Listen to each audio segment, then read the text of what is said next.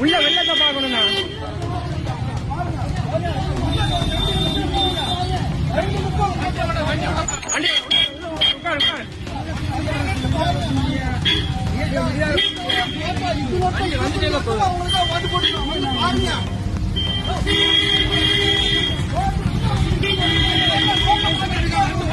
உள்ள வந்து பாட்டு போலாம். இவ்வளவு தூரம் வந்தீங்களா?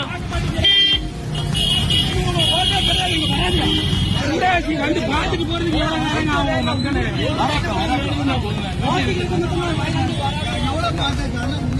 திமுக அமைச்சர் வந்த காரை மக்கள் சிலர் வழிமறித்து எங்கு தெருவுக்குள் வந்து பாருங்க, எங்கு நிலைமையை பாருங்க என்று அழைத்த காணொளி சர்ச்சையை கிளப்பியுள்ளது.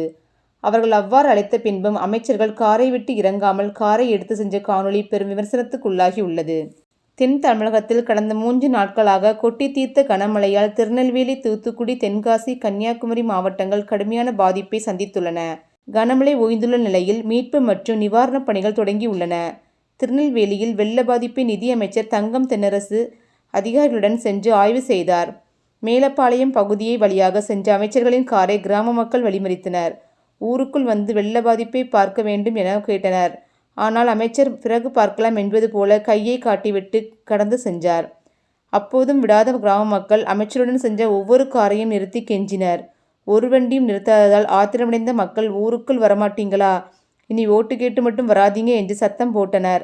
பொதுவாகவே திமுகவினர் மக்களுக்கு நல்லது செய்ய வேண்டும் என்ற எண்ணத்தில் ஆட்சி அமைக்கவில்லை, பணம் சம்பாதிப்பதற்காக தான் ஆட்சி அமைத்துள்ளனர் என்று மக்கள் பலரும் தங்கள் கண்டனங்களை தெரிவித்து வருவதும் குறிப்பிடத்தக்கது.